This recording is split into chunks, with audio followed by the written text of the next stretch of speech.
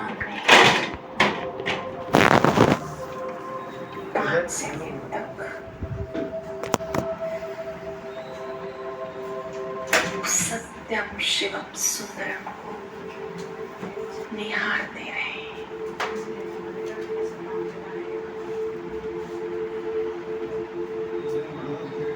बीच का लोग नहीं इसमें, अरे नहीं बीच का लोग नहीं इसमें, बीच का लोग है ये वहाँ जाएगा ये उधर नहीं जाएगा, इधर पंखे में तो मेरा है वो, मुझसे प्यार करता है।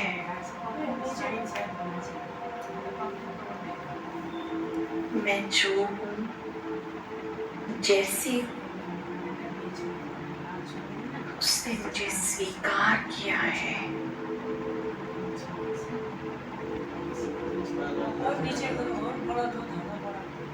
सर्वशक्तिमान मेरा है,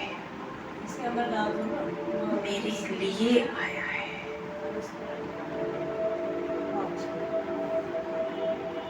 महसूस करें आपके दिल के कोने कोने से आवाज आ रही है, मेरा बाबा,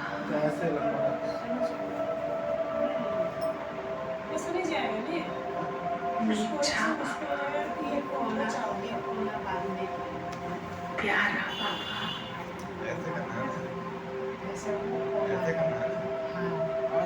दिल का सहारा बाबा, शुक्रिया बाबा।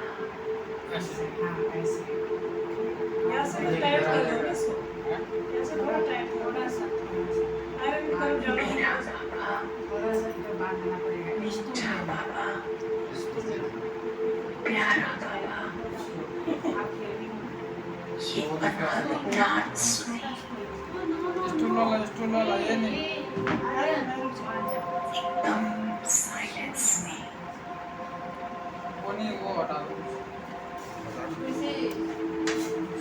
अपने हृदय की धड़कनों से ये आवाज आती हुई अनुभव करें।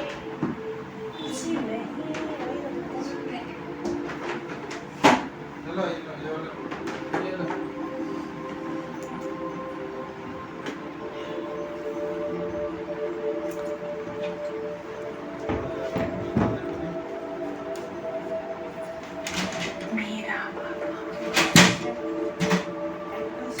मीठा बाबा,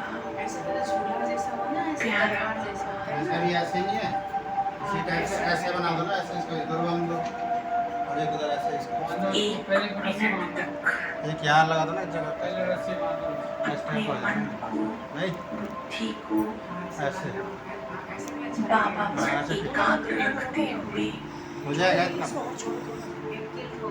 अपने हृदय की धड़कनों से ये आवाज सुने, अद्भुत नाच सुने। मेरा बाबा,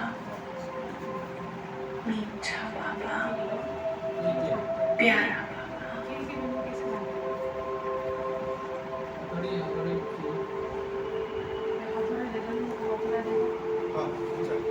दिल का सहारा बाबा, ठीक है ना, शुक्रिया बाबा। ठीक है ऐसा तो रहेगा ऐसे बीच में अगर हो सकता है तुम्हारे और बन जाएगा। ऐसे करके ना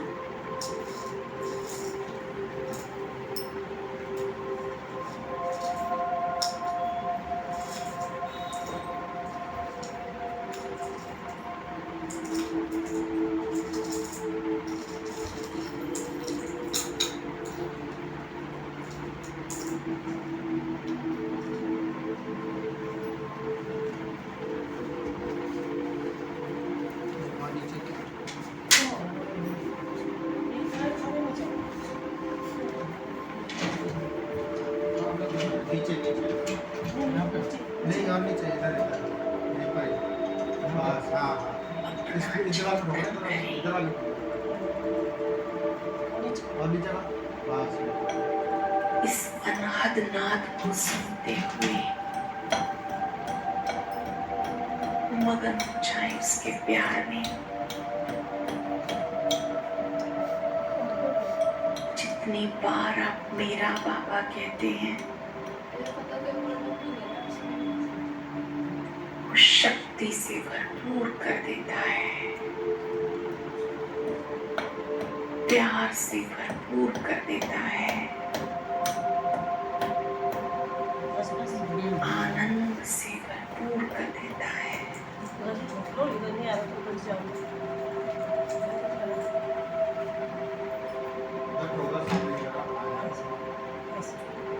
फील करें,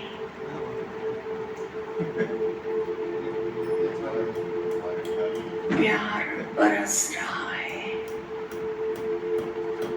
वर्षा की बूंदों की तरह।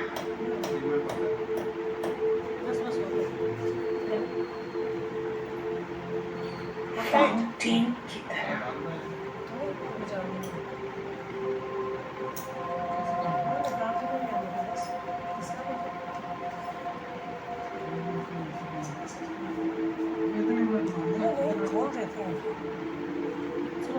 मुझ आत्मा का शुद्धिकरण हो रहा है।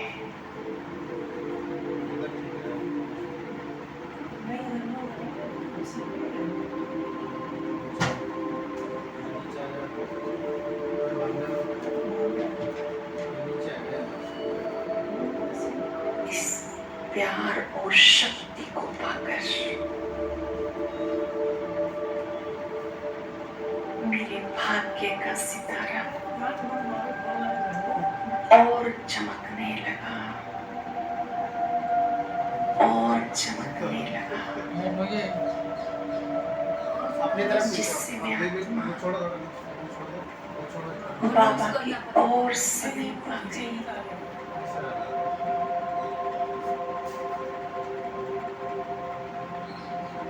अब मैं बाबा के अति समीप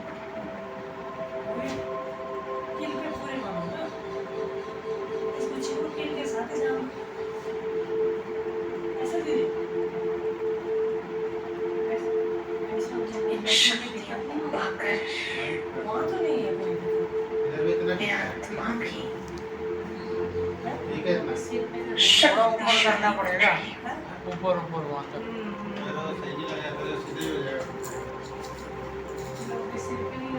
महसूस करें।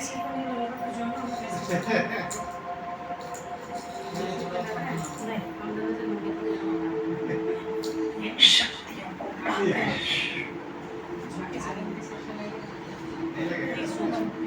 विघ्न, समस्याएं सब समाप्त होते जा रहे हैं।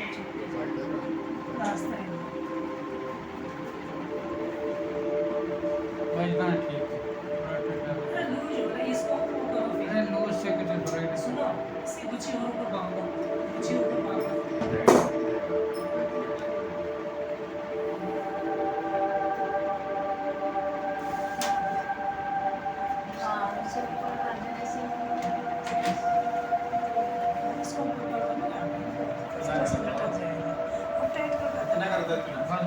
बाबा की शक्तियाँ पाकर जन्माष्टमी की तैयारी मैं स्वयं को शक्ति से बहुत टाइम 26 को कर रही हूँ। हाँ 26 को बहुत ही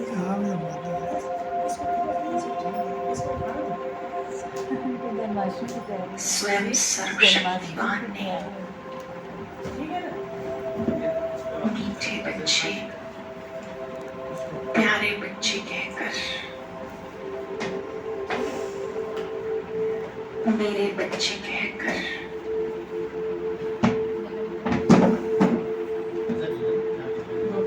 अपनेपन का जो एहसास दिया, अब मैं उनके बहुत समीप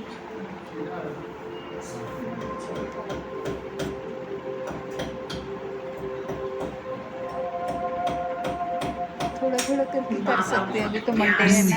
अभी टाइम है तो ज़्यादा तो यही कर रहा है ज़्यादा से। हाँ मधुर आवाज में मीठे बोल से हमें कह रहे हैं, मीठे बच्चे अपने बोझ मुझे दे दो, अपने बोझ मुझे समर्पित कर दो।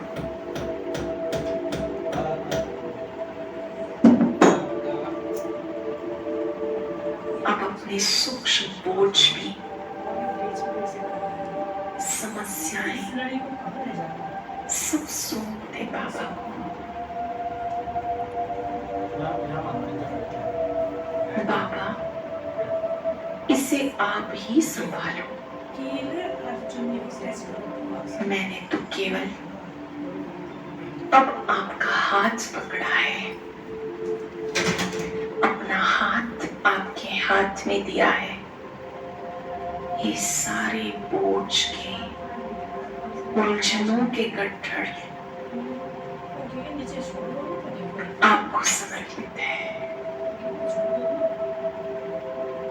महसूस करें जो भी बोझ है सब उतर उतर कर मुझसे बहुत दूर जा रहे हैं, भस्म हो रहे हैं। बाबा के हाथ में हाथ देकर मैं निश्चिंत हूँ, बेफिक्र हूँ।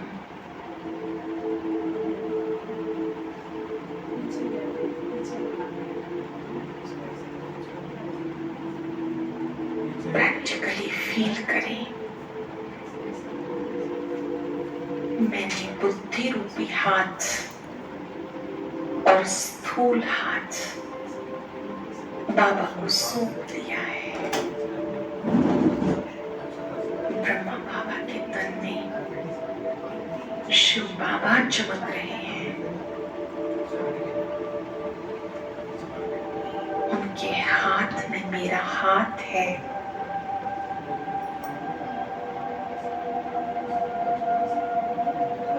एक हाथ मेरे हाथ में, दूसरा हाथ मेरे सिर पर।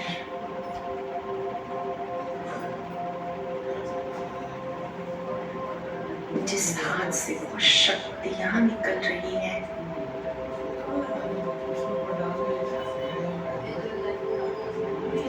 बाबा की उपस्थिति में,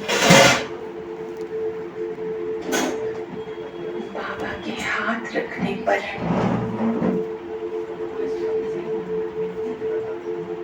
मैं बहुत लाइट हूँ, बोझ मुक्त हूँ, बहुत सरल हूँ।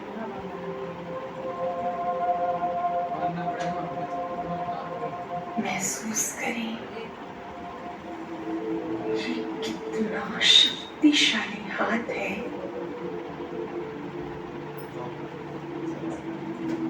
सिर पर हाथ रखते ही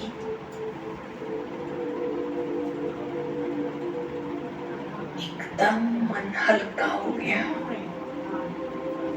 बोझ मुक्त हो गए। प्रकाश ही प्रकाश इस हाथ से निकल रहा है। ये शरीर भी इस लाइट से स्वस्थ हो रहा है।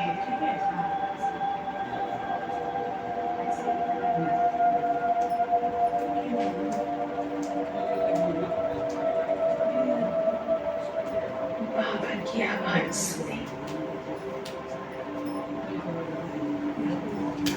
मीठे बच्चे चिंता मत करो, मैं बैठा हूँ, मैं आपके साथ हूँ। मेरा हाथ नहीं, जरूरत नहीं, आपको चाहिए। ऊपर है, इसी चल रहा है। हाँ एसी से बस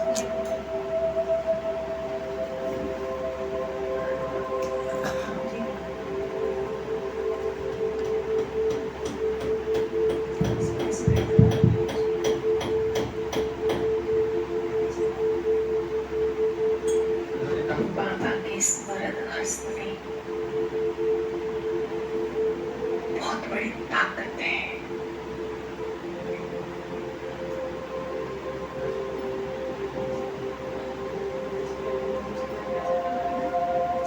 मैं आत्मा बिल्कुल लाइट हो गई। मेरा हाथ परम शक्ति के हाथ में है।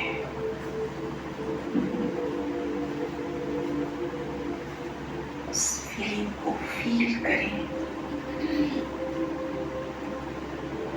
लाइट ही लाइट।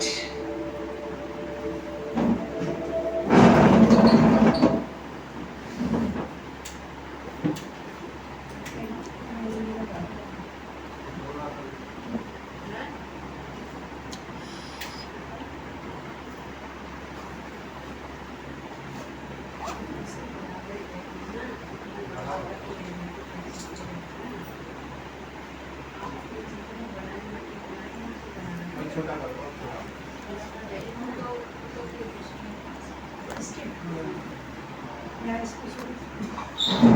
कोई बड़ी है।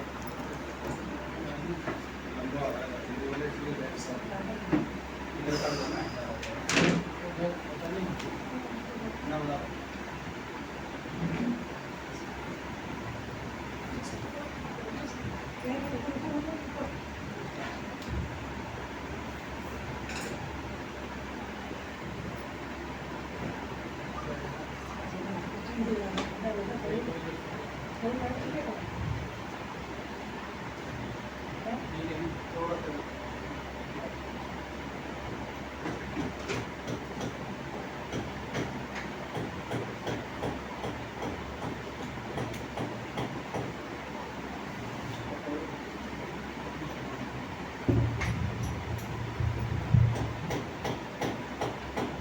ओम शांति। ओम शांति। 21 अगस्त प्यारे बाप दादा की महावाक्य सुनते हैं। मीठे बच्चे तुम हो चैतन्य लाइट हाउस। तुम्हें सबको बाप का परिचय देना है, घर का रास्ता बताना है। जो ट्यूबलाइट है ये भी रोशनी देते हैं, ये भी गाइड करने का काम करता है, मगर ये चलता फिरता लाइट हाउस नहीं है। ये चैतन्य नहीं, ये बोल नहीं सकते हैं, मगर हम आत्माएं चैतन्य लाइट हाउस है। हमारी आत्माएं आंखों के द्वारा, मुख के द्वारा देखिए चलता फिरता हर एक को लाइट देते, प्रकाश देते, रोशनी देते। हम हर एक आत्माओं को ज्ञान सुना सकते हैं, आत्मा परमात्मा का परिचय दे सकते हैं। इसलिए बाबा ने कहा तुम बच्चे हो चैतन्य लाइट हाउस। प्रश्न है, आगे चलकर कौन सा डायरेक्शन और किस विधि से अनेक आत्माओं को मिलने वाला है? उत्तर, प्यारे बाप दादा बताते हैं आगे चलकर बहुतों को यह डायरेक्शन मिलेगा कि तुम ब्रह्मा कुमार कुमारियों के पास जाओ तो तुमको यह वैकुंठ का प्रिंस बनने का ज्ञान देंगे। यह इशारा उन्हों को ब्रह्मा के साक्षात्कार से मिलेगा। पहले शुरू में यज्ञ हिस्से अगर आप लोगों ने सुने होंगे, पहले अनेकों को घर बैठे साक्षात्कार हो जाते थे, सपने में आते थे। ब्रह्मा बाबा सफेद पोशाक में बोलते थे कि आपको फलाने स्थान पर भगवान आए हैं मिलने के लिए, आप जाओ। किसी किसी का तो एड्रेस तक बता देते थे सपने में। तो आगे चलकर बहुतों को यह डायरेक्शन मिलेगा कि तुम ब्रह्मा कुमार कुमारियों के पास जाओ, तो तुमको यह बैंकुंठ का प्रिंस बनने का ज्ञान देंगे। यह इशारा उन्हों ब्रह्मा के साक्षात्कार से मिलेगा। अवसर करके ब्रह्मा और श्री कृष्ण का ही साक्षात्कार होता है, क्योंकि श्री कृष्ण जी का भी साक्षात्कार होता है तो भी पता नहीं लगता श्री कृष्ण जी कहाँ आया हुआ है। तो ब्रह्मा बाबा का अगर साक्षात्कार हो जाते हैं, जब ब्रह्मा कुमारी इसमें आते हैं तो फिर वो सपना याद आता है कि अरे सपने में तो यही तो था जो मुझे बुलाने आए थे, बोलने आए थे। जैसे आदि में साक्षात्कार का पाठ चला, ऐसे ही अंत में भी चलने वाला है कि शुरू में आदि में ऐसे अनेक आत्माओं को साक्षात्कार हुआ, सपने में बुलाने आए, और ऐसे अंत में भी यही पाठ चलेगा।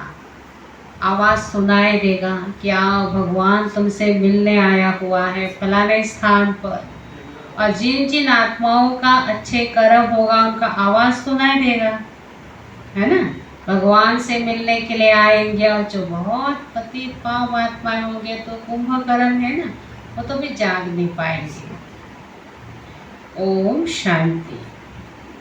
रूहानी बाप बच्चों से पूछते थे, सब तो नहीं पूछ सकते हैं, और ऐसे ऐसी बातें, ऐसे ऐसे ज्ञान रूहानी बाप, हम आत्माओं का बाप ही हम बच्चों से पूछते हैं।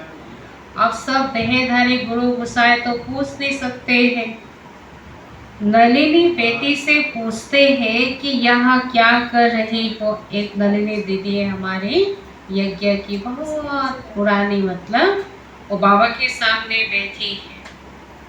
किसकी याद में बैठी हो, बाबा ने उनसे पूछा, तो उन्होंने जवाब दिया बाप की याद में। श्री बाप की याद में बैठी हो या और कुछ भी याद है? बाबा बच्चों से पूछते हैं तो पक्का हो जाता है ना, बच्चों की फिर बुद्धि बाबा के तरफ जाते। स्कूल में जब पढ़ाते थे हमको टीचर, तो बीच बीच में पूछते ही थे ना, तो पता लग जाता है बच्चा ध्यान से सुन रहा है कि नहीं, जवाब देगा।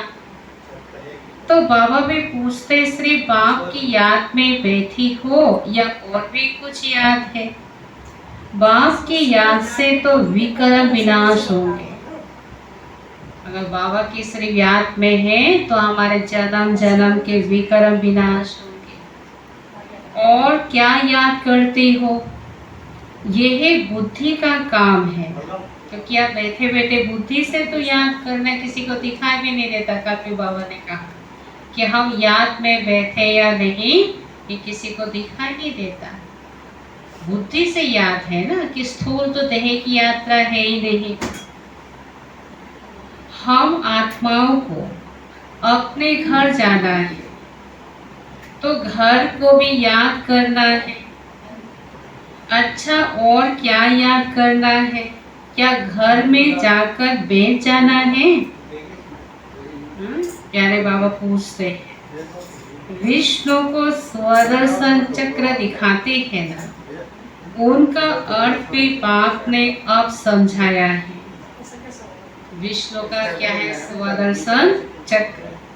इसका अर्थ बाबा ने समझाया है। स्व अर्थात आत्मा, स्वदर्शन यानी आत्माओं को अपना दर्शन हो गया। नहीं तो हम अपने आप को पहले आत्मा का समझते थे, मालूम ही नहीं था, सिर्फ देह को देखा, देह का नाम जानते थे।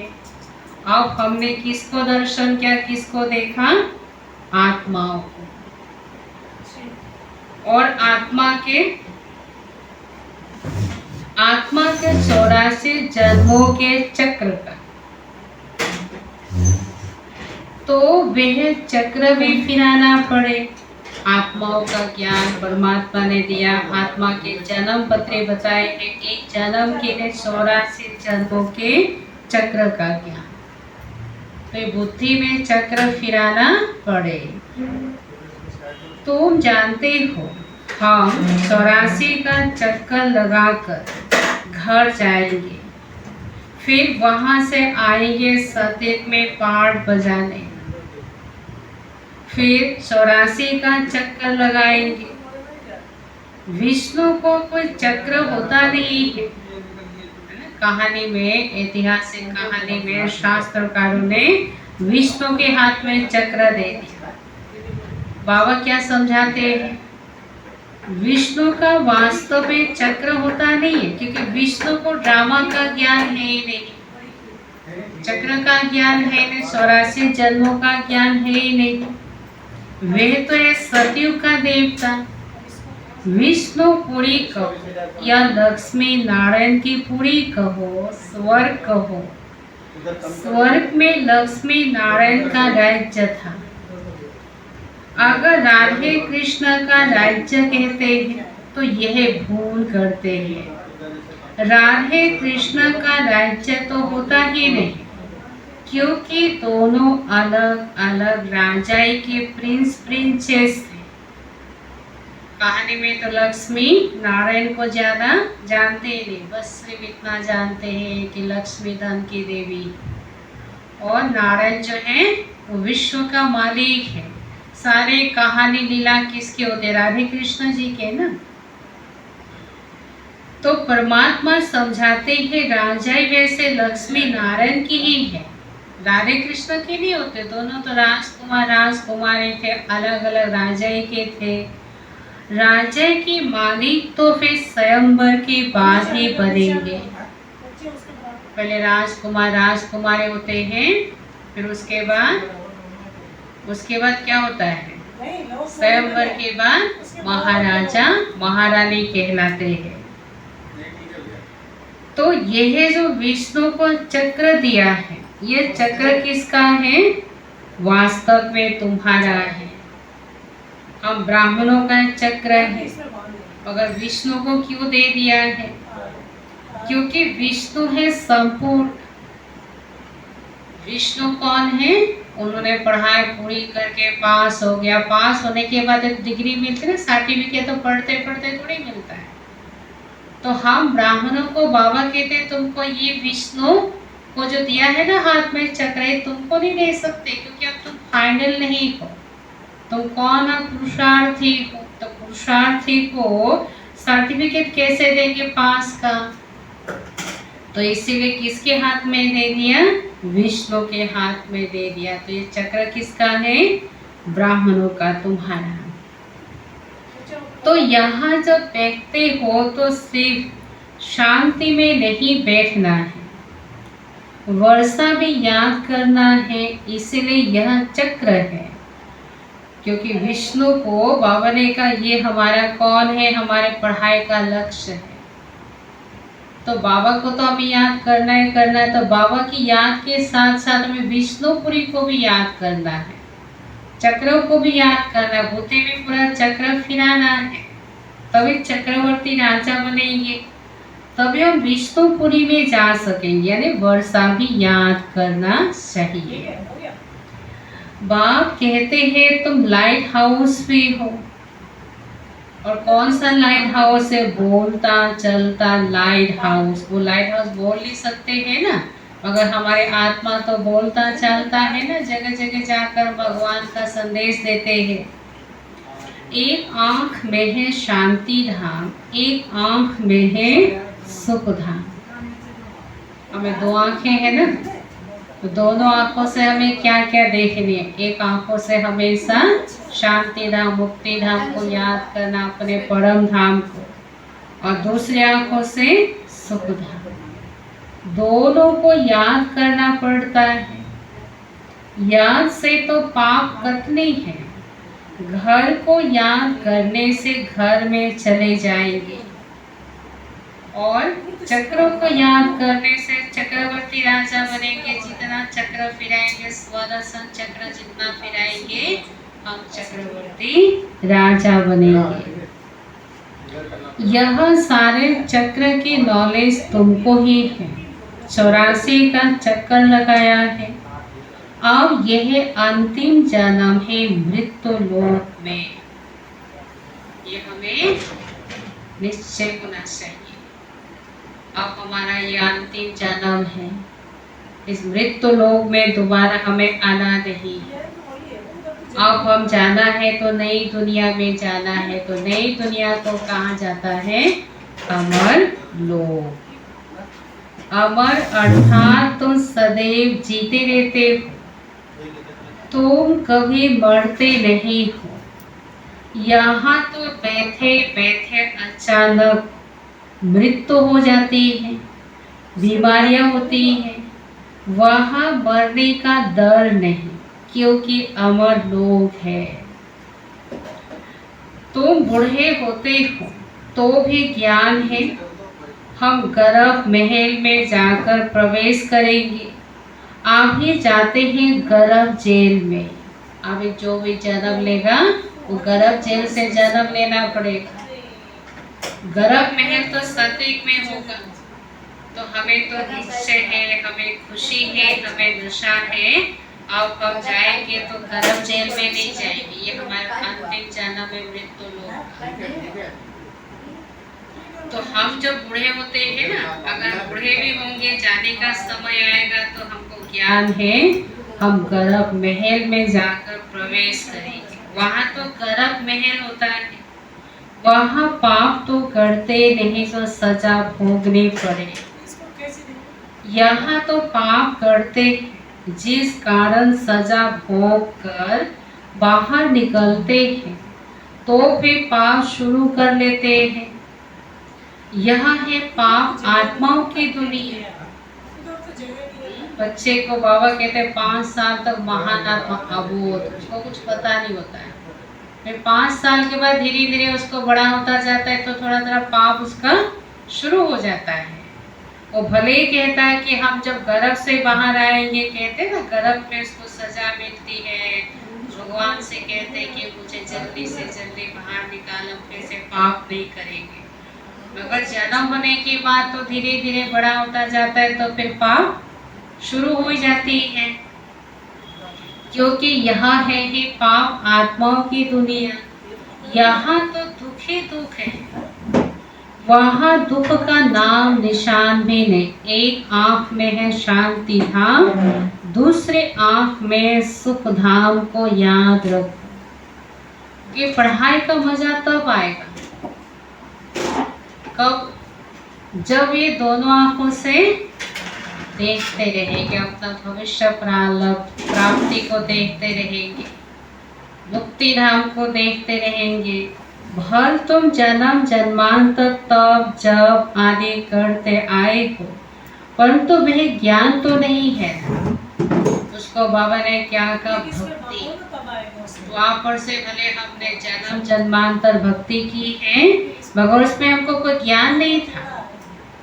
ना आत्मा परमात्मा का ज्ञान था, ना मुक्ति धाम का ज्ञान था। तो उसको बाबा ने कहा वो तो भक्ति की तुम है। उसमें कोई युक्ति भी नहीं मिलती कि तुम ऐसे सतो प्रधान बन सकते हो। गीता तो पढ़ते हैं, उसमें कोई युक्ति भी नहीं मिलती कि तुम ऐसे सतो प्रधान बन सकते हो। कोई भी नहीं जानते, बस सुना है। श्री कृष्ण भगवान वाच देह सहित मन मना भाव मध्याजी भाव। ये अक्षर है ना गीता में, नस्त महास्मृति लब्ध।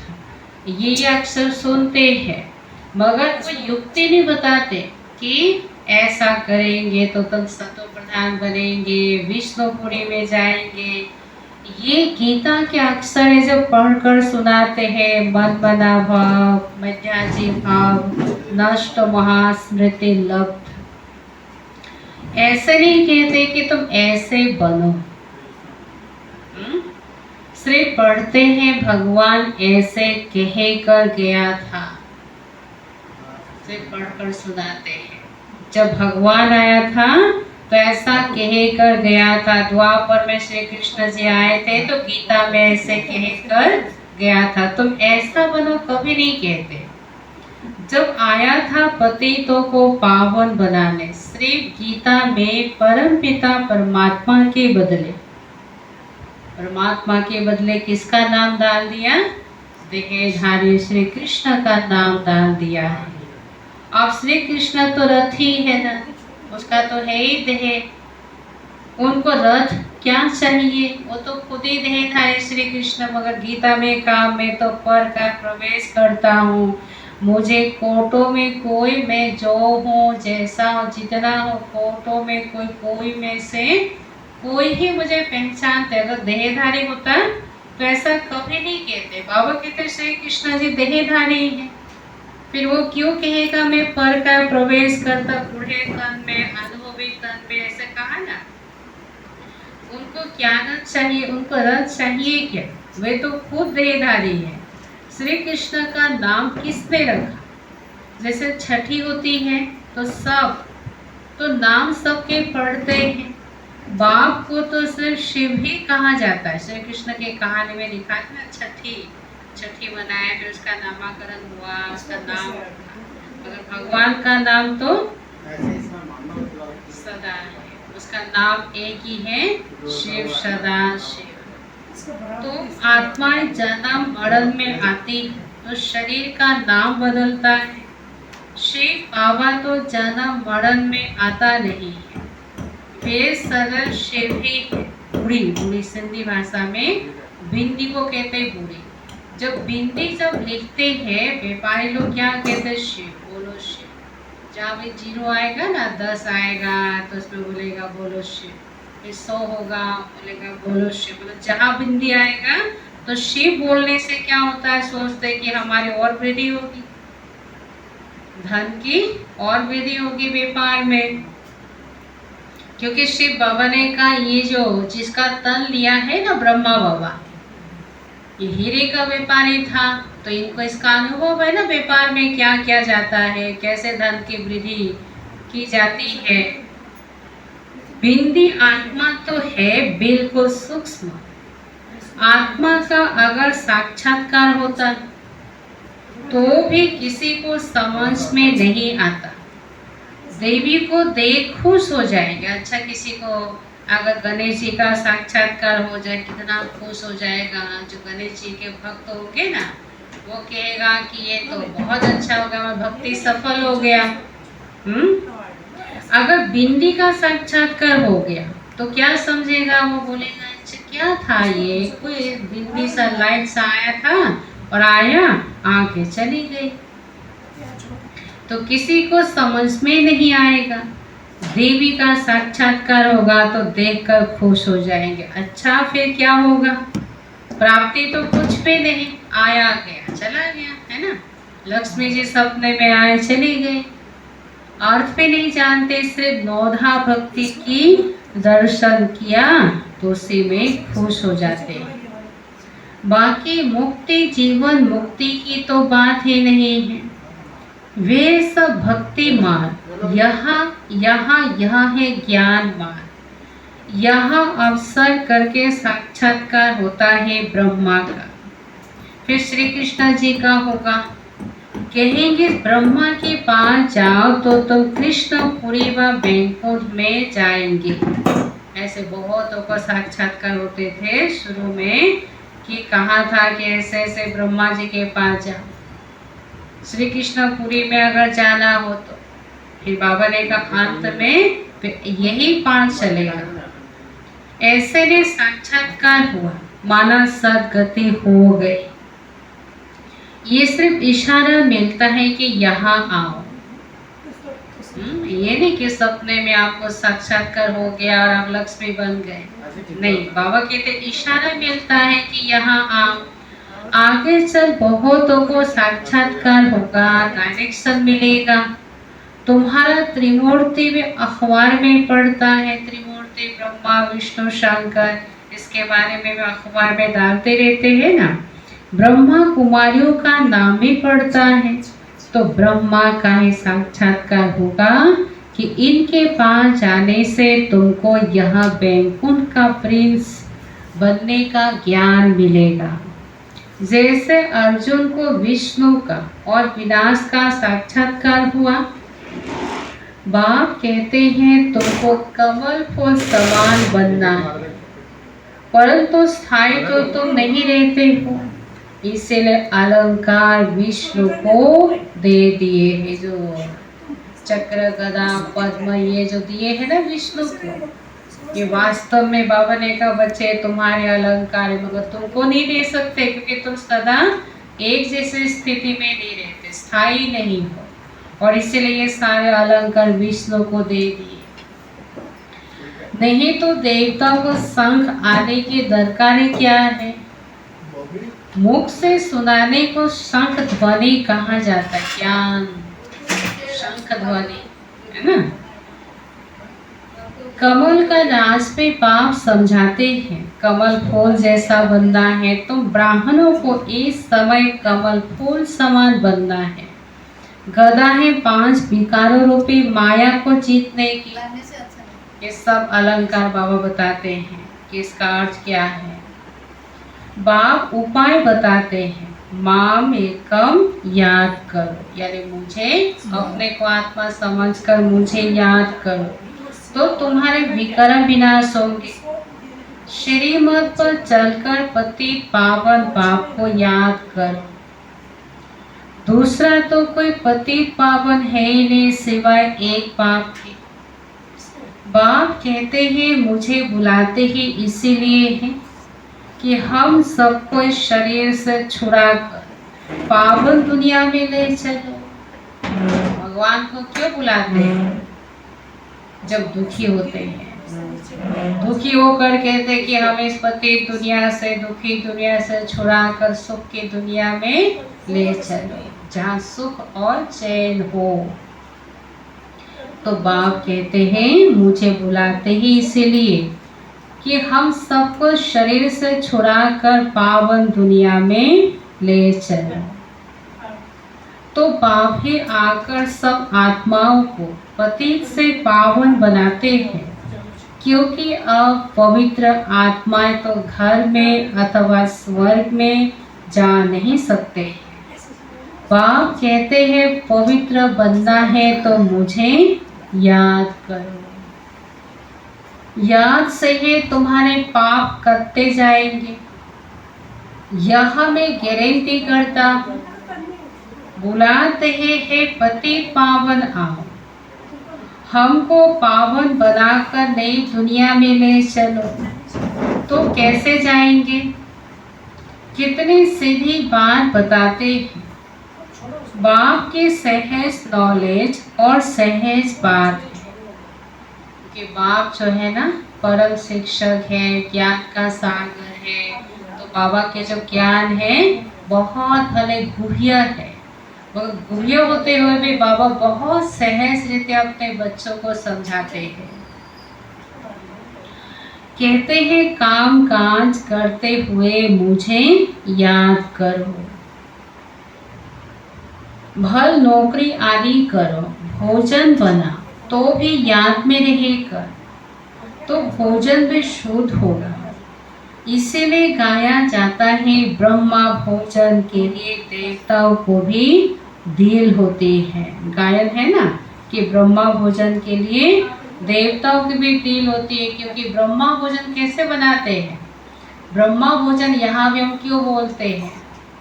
क्योंकि परमात्मा ने ब्रह्मा मुख के द्वारा हमको ज्ञान दिया भोजन कैसे बनाना है, शुद्ध भोजन कैसे खाना है, परमात्मा की याद में बना करके पहले भगवान को भोग लगाना है, फिर उसके बाद ही हमें स्वीकार करनी है। तो इसलिए इसका नाम है ब्रह्मा भोजन।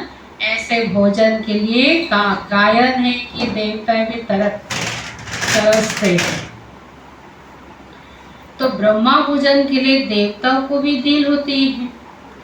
ये बच्चा भी भोग लेकर जाती है। वहाँ महफिल होती है। महफिल मतलब जब कोई बहुत सारे बच्चों को बाबा ने ध्यान का पाठ दिया था, मतलब ध्यान में जाती है, संदेश लेके आती है, जब ऊपर सूक्ष्म बदन में जाते बाबा के पास तो वह महफिल लगती है। सब जो देवी देवता है ना वो भी वहाँ पहुँच जाती है, इमर्ज कर लेते हैं। बाप दादा, शिव बाबा, ब्रह्मा बाबा और अनेक जो आत्माएं हमारे जा रही है, एडवांस पार्टी जिसको बोलते हैं हमारी दीदी दादियाँ, वो भी वहाँ जाती है, उनको भी भोग स्वीकार कराते हैं। तो एक महफिल लग जाती है, ब्राह्मणों और देवताओं का मेला लगता है ना, भोजन स्वीकार करने आते हैं। ऊपर सूक्ष्म वतन में भोजन स्वीकार, जब श्राद्ध आएगा ना, श्राद्ध में देखो सारे अपने पूर्वजों को बुलाते हैं ना, पूर्वजों को बुला के क्या कराते, भोजन स्वीकार कराते ब्राह्मणों के द्वारा। तो जिसका नाम पता हो तो चलो दादा दादी फलाना परदादा, उनका वहां तक तो हमको मालूम होता है। एकदम आगे की पीढ़ी के नाम का मालूम है, मगर मन से हम क्या बोलते हैं, सारे पूर्वजों का आज सबने भोग लगाया, आप स्वीकार करो, खुशी से स्वीकार करो, तृप्त हो जा, आप सब हमको दुआ दो, ऐसे बोलते हैं ना। तो इसका मतलब उनका महफिल लग गई ना, भले हम नहीं जानते, नाम से नहीं जानते। तो ऐसे ही बाबा कहते ब्राह्मणों की यानी देवता के ऊपर मेला लगता है, महफिल लगते, भोग स्वीकार करने जब जाते हैं। ब्राह्मण लोग जब भोजन पान करते तो भी मंत्र जपते हैं। ब्रह्मा भोजन की बहुत महिमा है ना, ब्राह्मण लोग को जब भोजन खाने बुलाते हो, भोजन खाने से पहले मंत्र जपते हैं ना, मंत्र जप कर फिर ऐसे चारों तरफ पानी छिड़काते, फिर उसका भोजन खाते, तो अच्छा भी लगता है। तो ऐसे बाबा कहते बच्चे, तो ब्रह्मा भोजन की बहुत महिमा है। हम भी जब भगवान को पहले भोग स्वीकार कराया, फिर जब भोजन खाने लगते हैं ना, मन से बाबा को थैंक्स, मंत्र तो हम नहीं जपते हैं जो वो स्लोगन स्लोगाने गाते, मगर दिल से बाबा को क्या कहते, शुक्रिया बाबा, आपने हमको भोजन दिया, जो भी दिया हमको 56 प्रकार के भोजन के बराबर, दाल रोटी सूखी रोटी भी क्यों ना हो, हम सोचते ये ब्रह्मा भोजन है। सन्यास से तो ब्रह्म को ही याद करते हैं, वह है हद के सन्यासी। कहते हैं हमने घर बार मिल्कियत आदि सब छोड़ा है, साधु सन्यास ने सब त्याग किया है ना, घर बार मिल्कियत। देखो महात्मा बुद्ध कहाँ राजघराने का राजकुमार राजा बनने वाला था, सब त्याग करके गए ना, सब मिलकर छोड़ कर गए ना, सन्यासी बने। फिर अभी अंदर घूस पड़ते हैं, वो तो पहले के महात्मा घर वापिस नहीं आए, मगर अभी बहुत सारे साधु सन्यासी फिर से घर वापिस आ जाते हैं। इसलिए बाबा ने कहा तुम्हारा तो बेहद का सन्यास है। बेहद का सन्यास मतलब तुमको घर बार छोड़ के कहीं भी नहीं जाना। अगर घर बार छोड़ कर कोई जाता है फिर वापिस आता है तो गांव वाले क्या बोलते हैं, मजाक उड़ाते हैं, अच्छा गए थे सन्यास लेने, फिर आ गया ना वो ममता, आ गए वापिस, है ना। मगर यहाँ इसलिए बाबा कहते बच्चे तुमको घर बार त्यागना है, नहीं तो गुप्त सन्यास, बेहद के सन्यास है, बुद्धि से तो त्यागना है। किसी को पता ही नहीं, आपका वस्त्र को पीला वस्त्र है नहीं, जरूरी भी नहीं है सफेद साड़ी सफेद वस्त्र पहनना है, गृहस्थी हो ना।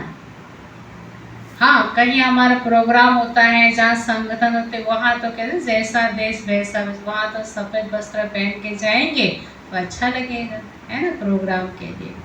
तो हम सब कौन है, गुप्त बेहद के सन्यासी है, घर में रह कर के हमने सन्यास के, हमारा देखो आसान मार्ग है ना, हमारा मार्ग। इसलिए बाबा ने कहा तुम्हारा योग क्या है, सहज राज योग। वो तो हद का सन्यास किया उन लोगों ने, हट करके। तुमको भी जाना है नई दुनिया में, घर गृहस्थ में रहते बुद्धि में यह है कि अब हमको जाना है सुखधाम वाया शांति धाम। पहले कहाँ जाएंगे, शांति धाम में जाएंगे, फिर वहां से हम सुख धाम में आएंगे। ये याद करना है। बाबा कहते हैं बैठे बैठे आपको ये बुद्धि में याद आते रहना चाहिए। इसको कहते हैं चक्र फिराना बुद्धि से। ये है हमारी रूहानी यात्रा। शांति धाम को भी याद करना पड़े, बाप को शांति धाम और सुख धाम को याद करते हैं। यह है हमारा बहुत जन्मों के अंत का भी अंत का समय है, अंत का जन्म। 84 जन्म पूरे हुए कि हुए, हर घड़ी अंतिम घड़ी है 84 जन्म के। अब सोचो कि थोड़ा सा समय है। सूर्यवंशी से चंद्रवंशी के वैश्य शूद्रवंशी बनेंगे, तो शूद्र से क्या बनेंगे? ब्राह्मण। ब्राह्मण सो देवी देवता, सूर्यवंशी बनेंगे ब्राह्मण। वो लोग फिर क्या कह देते हैं इसको, इस वर्णों को क्या कह देते हैं? आत्मा सो परमात्मा। आत्मा ही परमात्मा, आत्मा परमात्मा के अंश है ना, इसलिए कहते हैं कि आत्मा में परमात्मा है, कण कण में। अगर परमात्मा हम बच्चों को वर्णों का राज समझाते हैं, आत्मा सो परमात्मा नहीं, हम आत्माएं कैसे वर्ण बदलते हैं, देवता, क्षत्रिय, वैश्य, शूद्र। बाप कहते हैं आत्मा को कोई लेप छेप नहीं लगता। साधु संतों का ये कहना है ना, आत्मा का कोई लेप छेप मतलब उसके ऊपर कोई पाप कर्मों का बोझा नहीं है, क्योंकि आत्मा ही परमात्मा है। तो बाबा क्या कहते हैं, ये भी उन्हों का उल्टा ज्ञान है, उल्टा अर्थ है। बाप वेद हम सो का अर्थ समझाते हैं। हम आत्मा परमपिता परमात्मा के संतान हूँ। पहले हम स्वर्गवासी देवता थे, फिर चंद्रवंशी क्षत्रिय बने, 2500 वर्ष पूरा हुआ, फिर वैश्य शूद्रवंशी भिखारी बने, अब हम ब्राह्मण ज्योति बनते हैं। अब सब हम ब्राह्मण ज्योति, इसलिए ब्राह्मणों को क्या दिखाते हैं? जो जाति में ब्राह्मण है उसके मूंछ की निशानी है ज्योति, है ना। यहाँ बैठे हैं जैसे कि 84 की बाजुली खेलते, बाजुली तो ये सब पलट जाते हैं ना ड्रामा। आज ये जो कलयुग के इतने हंगामे, बाबा कहते सब अति की बात अंत तो होना है, अति की ओर जा रही है ना। इसके बाद क्या होगा? हाहाकार के बाद जय जय करे, बाजुली खेल है। ये बाजुली का भी ज्ञान है। आगे तीर्थों पर जाते थे तो भी ऐसे बाजुली करते करते निशान डालते जाते थे। जाते ना कि ऐसे पलट पलट के भी निशान देगा, कहाँ तक उसने क्रॉस किया, क्रॉस के निशान देगा, फिर आगे ऐसे पलट के जाएगा। उसको बाबा कहते नौधा भक्ति, बहुत कट्टर भक्ति है। और फिर उसके बाद तो फिर भगवान भी मजबूर हो जाते हैं ना, जिसका वो भक्त होगा उसका थोड़ा सा साक्षात्कार करा दिया, सपने में आ गया तो ऐसे बैठे बैठे एक झलक दिखा देगा, उसको बड़े खुशी होके कहेगा मेरे भक्ति का फल मिल गया, मैं सफल हो गया भक्ति में, है ना। बाबा कहते हैं उससे ज्यादा उसको क्या मिला? जरा सा खुशी मिली, क्षण भंग। वो गणेश जी तो नहीं बनेगा ना। अभी तुम्हारा तो सच्चा तीर्थ है, हमारे सच्चा तीर्थ है शांति धाम और सुख धाम को याद करना। हमारी यात्रा गुप्त है। तुम हो रूहानी पंडित, सबको राय देते हो, बाप को याद करो तो शांति धाम चले जाएंगे। साधु संत आदि सब शांति धाम में जाने के लिए ही मेहनत करते रहते। उनका तो एक ही लक्ष्य था ना, वहां जाके लीन होना है, वापिस आना ही नहीं, परंतु कोई जा भी नहीं सकते हैं। द्वापर की बात तो फिर कलयुग में आ गए ना ऊपर, तो बाबा ने कहा मेरे पास कोई वापिस आए नहीं। भले उन लोगों ने काशी में जाके कलवत खाए, जाएंगे फिर सारा होल लॉट इकट्ठा, यानी होल से सब आत्माएं, जब परमात्मा सब आत्माओं को लेके जाएंगे तभी जा सकते हैं। परमात्मा आगे आगे जाएंगे और हम आत्माओं के पीछे पीछे, का रास्ता पता नहीं है ना, तभी तो गाइड बनकर परमात्मा को रास्ता दिखाने के लिए आना पड़ा। बाप ने समझाया है सतयुग में तो बहुत थोड़े होते, फिर वृद्धि होती जाती है। तुम तो हो स्वदर्शन चक्रधारी, देवता ही नहीं, देवता का ज्ञान नहीं है, स्व का आत्मा का ज्ञान नहीं है, अपने जन्मों का कहानी सतयुग में ये ज्ञान नहीं होगा। परंतु इस समय तुम्हारी माया के साथ युद्ध चल रही है। हम सब योद्धे है ना, बाबा ने भले हमको ज्ञान दिया, ज्ञान हमको मालूम है, मगर युद्ध में, युद्ध के मैदान में कभी कोई बड़े बड़े महारथी भी हार खा जाते हैं। तो इसलिए बाबा कहते माया तुमको भुला देते। युद्ध के मैदान में युद्ध चल रही है, उस लड़ाई में भी किसी को जोरदार समझते हैं तो फिर उनके पास जाकर शरण लेते हैं। उस लड़ाई में भी देखते थे हाँ हमारे राजा से, वो वाला राजा शक्तिशाली है, तो फिर ये उसको छोड़कर दूसरे राजा के पास जाकर शरण लेते थे। कहते सोचते थे अगर हमारे राजा हार खा जाएंगे तो हमको तो कैसे दास बनना पड़ेगा, तो इससे अच्छा पहले हम जाके शरण ले ले। ऐसा होता था पहले। तो बाबा कहते बच्चे अभी तुम किसके शरण लेते हो? स्त्री पुरुष दोनों कहते हैं हम शरण पढ़ते हैं तेरी। मेरा तो एक शिव बाबा, दूसरा न कोई। सब आत्माओं का बाप तो एक है। और बाबा तो ये भी कहते हैं मेरा तो शरण में नहीं है। तो बाप की शरण नहीं पढ़ते, हम बाबा की गोद में आते हैं, बाप के बच्चे बनते हैं। हमारा तो एक बाप, दूसरा न कोई। उस एक के तुम बच्चे हो। साधु संत तो एक नहीं है ना, साधु संत तो अनेक है ना। अनेक भगवान हो जाते हैं। अगर सब परमात्मा है तो अनेक भगवान हो जाते हैं। जो घर से रूठे वे भगवान, घर से रूठ करके साधु सन्यासी बनते थे तो उसको लोग फिर बोलते थे अरे ये तो हमारे भगवान है, इसने सन्यास ले लिया। फिर बड़े बड़े साहूकार करोड़पति जाकर उन के शिष्य बनते हैं और महफिल बनाते हैं गंदे खान पान की। आश्रम में जाके फिर क्या भांग पिएंगे, फलाना खाएंगे, गंद खान पान। तो बाबा कहते तो फिर उनका क्या फिर महफिल गंद खान पान की। तमो प्रधान मनुष्य है ना। हिंदुओं को फिर अपने धर्म का ही पता नहीं है। हिंदू का तो सबसे ज्यादा बाबा ने का अंधविश्वास है ना, अपने धर्म का पता है नहीं कि हम देवी देवता धर्म के हैं।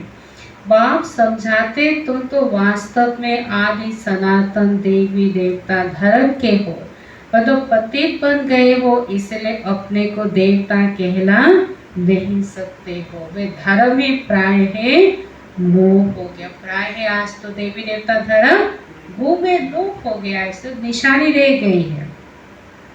मनुष्य कितने विकारी क्रिमिनल आय वाले, मनुष्य की कुदृष्टि इतनी। आज देखो डेली न्यूज क्या सुनते हो, कितना गलत हो रहा है ना। तो मनुष्य की कितनी कुदृष्टि हो गई है। एक मिनिस्टर बाबा के पास आया था, बोला हमारे तो क्रिमिनल आय आ जाती है।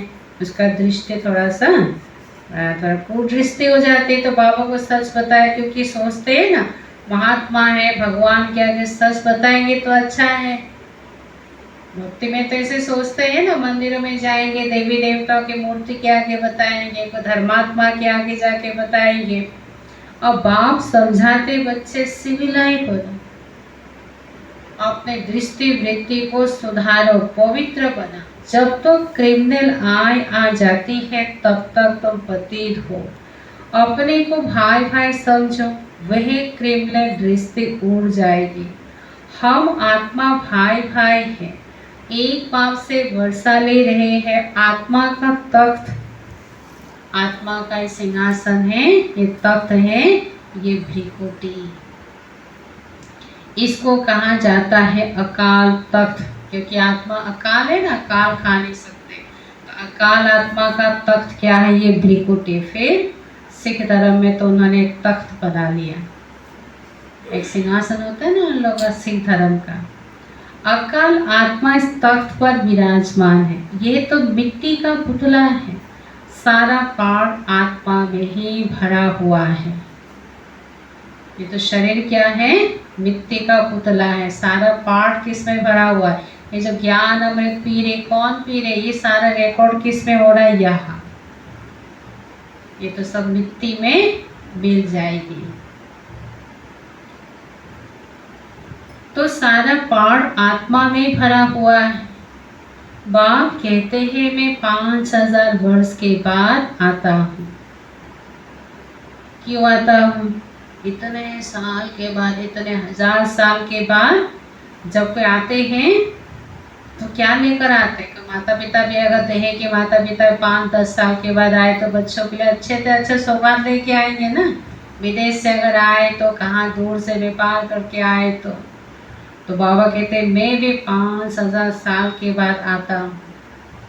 तुम बच्चों को बेहद का बादशाही में एक जन्म के लिए मैं लेके नहीं आता हूँ सौगात, अनेक जन्म के लिए। इस शरीर निर्वाह हमारा इस पढ़ाई से अनेक जन्म के लिए होगी, इसलिए इस पढ़ाई को छोड़ना नहीं है। जैसे स्कूल कॉलेज की पढ़ाई में भी हम जाते थे तो मजा तो नहीं आता था। अरे पढ़ाई करने में इतने मेहनत करने, सुबह 9 बजे से लेकर 3 बजे तक कॉलेज में बैठे रहना है, बीच में गैप होगा तभी घर नहीं आ सकते, इतना टाइम नहीं मिलेगा ना। मगर क्यों?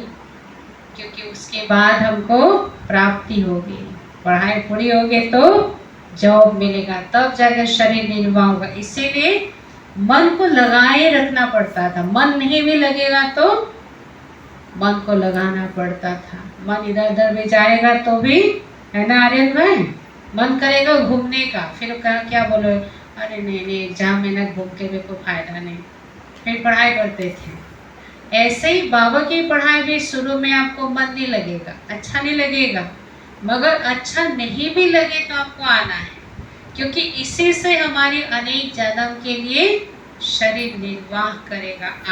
आत्मा इतनी कमाई करेगी, इतना पढ़ेगी, तो पढ़ाई में थोड़ा मेहनत तो होती है ना, मन को लगाना पड़ता है ना। पढ़ाई है ना, ये भक्ति पूजा पाठ या नहीं है, आया घंटी बजा लिया माता टेका चले गए।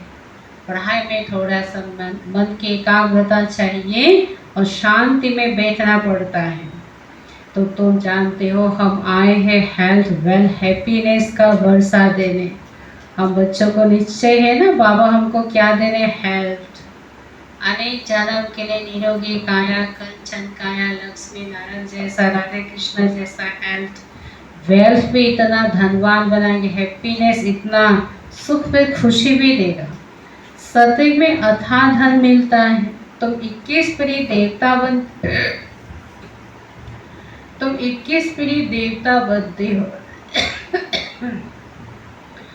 बुढ़ापे बेगर कभी कोई मरेगा नहीं, मरेगा नहीं तो बाबा ने बोला, वहाँ तो सतयुग में मृत्यु अक्षय नहीं होगा, क्योंकि आयु पूरी होके जाएंगे ना। कहीं चोला बदला, इसने तो पुराना वस्त्र बदले किया, अब नया चोला लिया, नया राजकुमार बनेगा। यहाँ तो बैठे बैठे अचानक मर पड़ते, गर्भ में अंदर भी मर पड़ते। बच्चा तो कई बार गर्भ में उसका मृत्यु हो जाता है, बेचारा दुनिया देखा है नहीं उसने।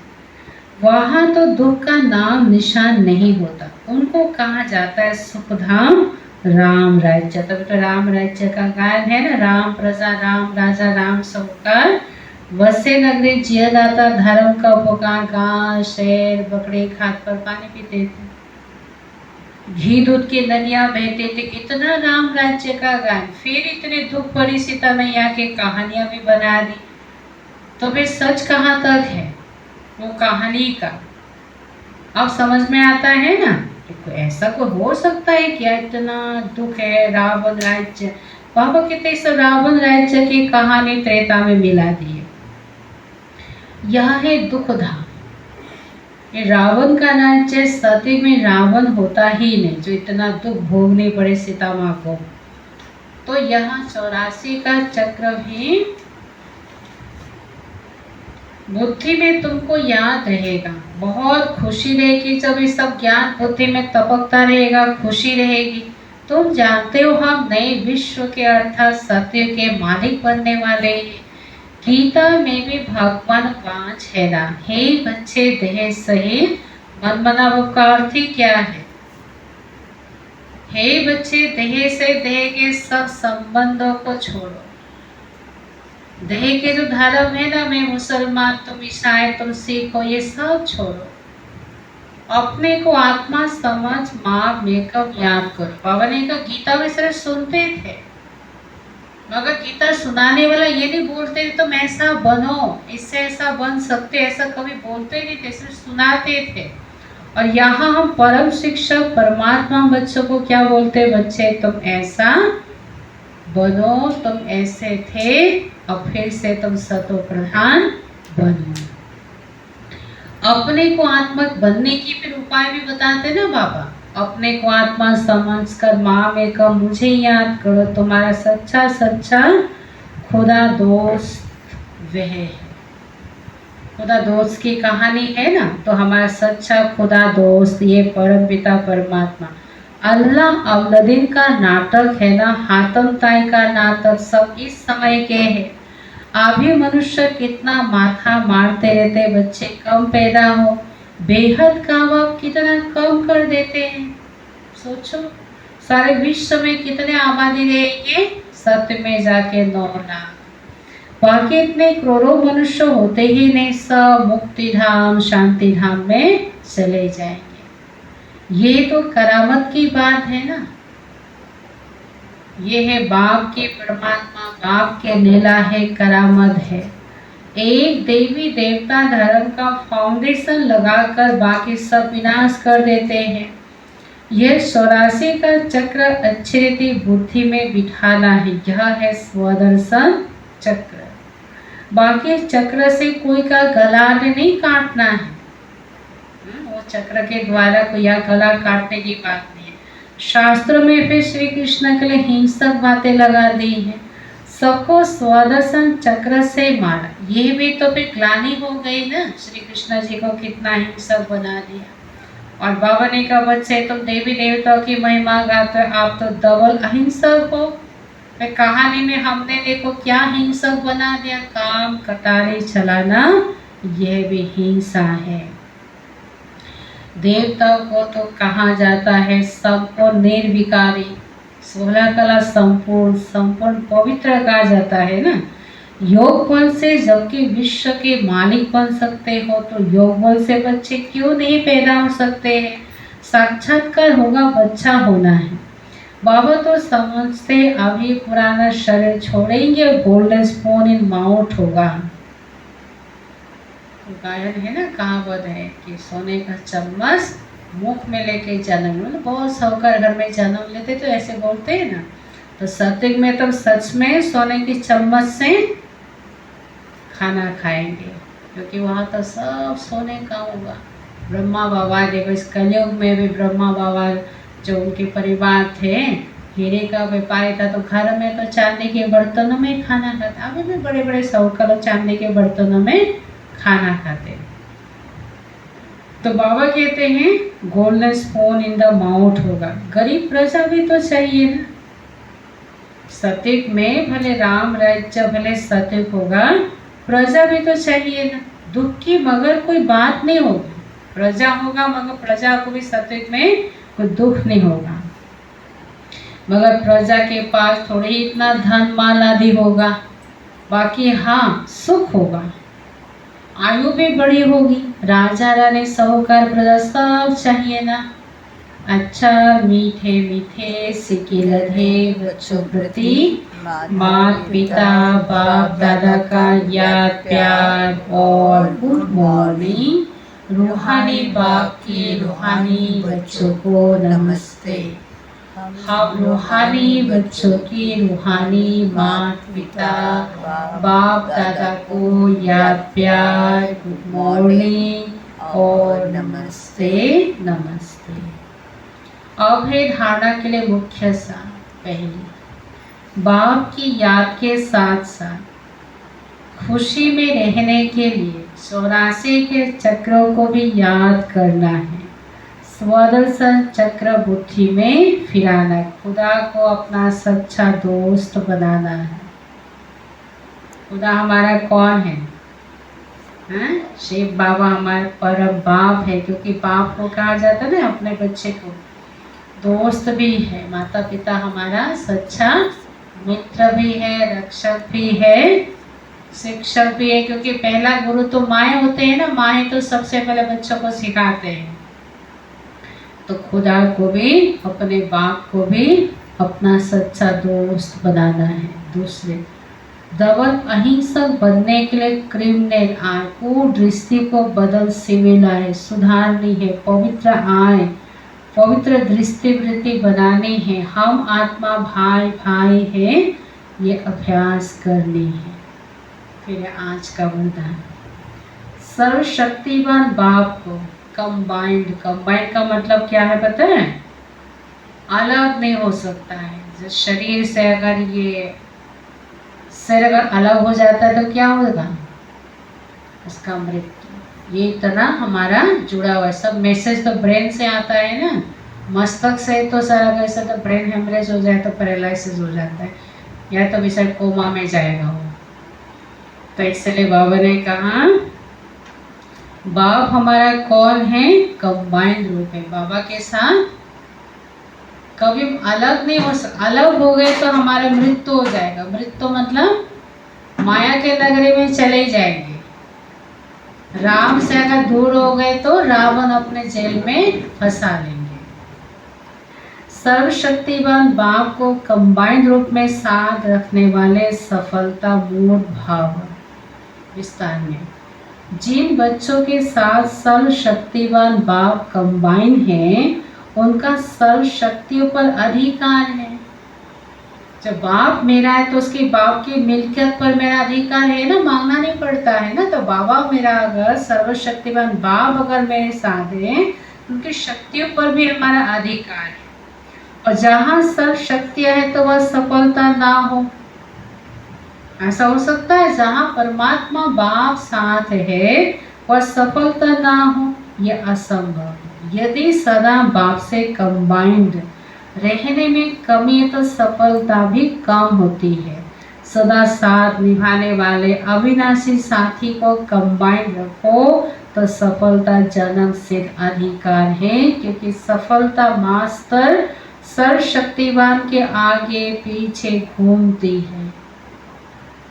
सफलता हमारे मास्टर सर्वशक्तिवान कौन है? सर्वशक्तिवान बाप के बच्चे। बाबा ने कहा मेरे जितने भी गुण हैं उन गुणों के आगे मास्टर अक्षर लगा दो। मास्टर सर्वशक्तिवान के आगे पीछे सफलता घूमती है। सच्चे वैष्णव वह है जो विकार रूपी गंदगी को छूने भी नहीं देते।